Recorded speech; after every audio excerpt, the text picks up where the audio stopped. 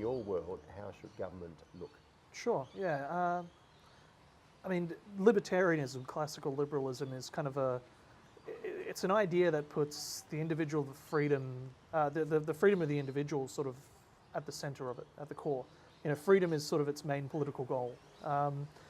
So normally we see large government as being something that curtails people's freedoms, that gets in the way, that's inefficient, that's often totalitarian.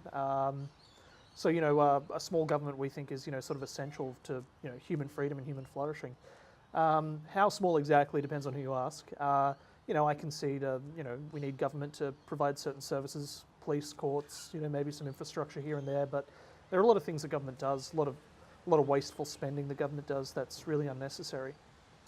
I see society as working better when interactions are voluntary. If people want to work together voluntarily for some kind of common good, that's fine. But when you have government involved, there is always coercion. A business or a volunteer association can't force you to do anything. Not really. If they want you to do anything, you have to do it willingly. Whereas government can use laws which are enforced by police. If you don't do that, if you don't follow the law, you're thrown in jail. It's a rather nasty affair, especially when you're talking about non-violent things. There's a Penn Jillette, American magician and comedian, has this sort of thought experiment he uses. I'll see if I can remember. I might be paraphrasing somewhat, but it's sort of everything the government does is backed up with force, essentially, right? It's government has a legitimate monopoly on force. They're the only ones who are allowed to use force, protect us and serve us and all that. That's good.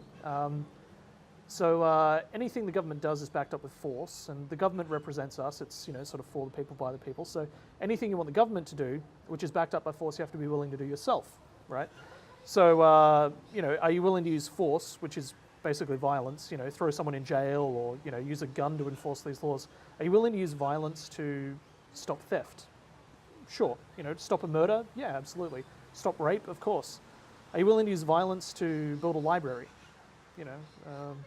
Probably not. I think libraries are important. Yes, we should build them. Maybe we can donate money and time and effort to build a library.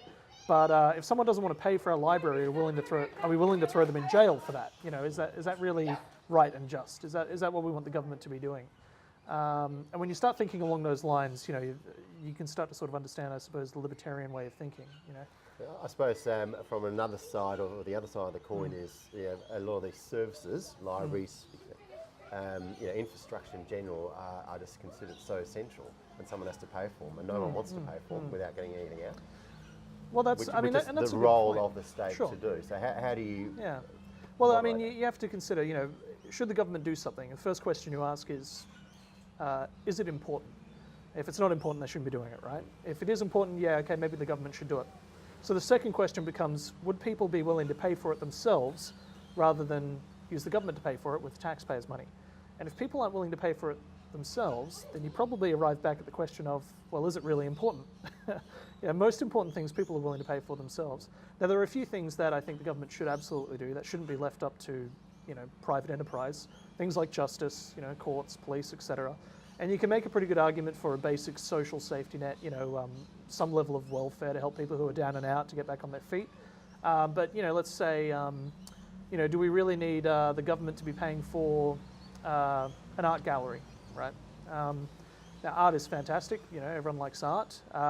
But should we be taxing people who are already having a hard time making ends meet so that wealthy, affluent people can go and look at nice paintings? Is this something that wealthy, affluent people could maybe pay for themselves voluntarily, rather than taxing everybody across the state to pay for these things? An issue as well, when you sort of socialise these costs, is often the costs are spread out across all of society. Everyone in WA pays an increase in whatever tax or stamp duty they're paying to pay for something that benefits maybe only a few people. Maybe you want to build, you want to upgrade a park somewhere in some town. Okay, but the people in that town don't pay for that park. Everyone across the state pays for that park. People don't realise where that money is going, but it all adds up, over time. You've touched. A recurring theme in your argument is, working out, is it important? Yeah. Well, who's going to decide, is it important? And that's a very good question. So far it's left up to politicians. The problem is with politicians, they're motivated by political incentives. What is going to get them elected, what won't get them elected. I mean, every politician in the state agrees that we have to cut spending, right? They all think we should cut spending, we need to pay off the debt. Which one of them is willing to cut spending in their electorate? None of them, right? They won't cut spending in their electorate because they know they won't get re-elected if they do that.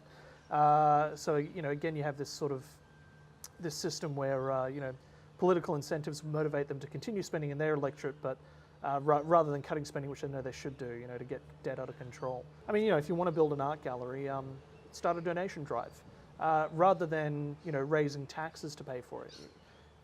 Why should I be forced to pay for your art gallery? Maybe I don't want an art gallery. Maybe we disagree on what art should be in that gallery.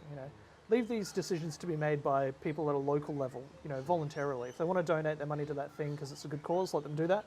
But don't force everybody else to sort of, bear the cost of, what you think might or might not be good art.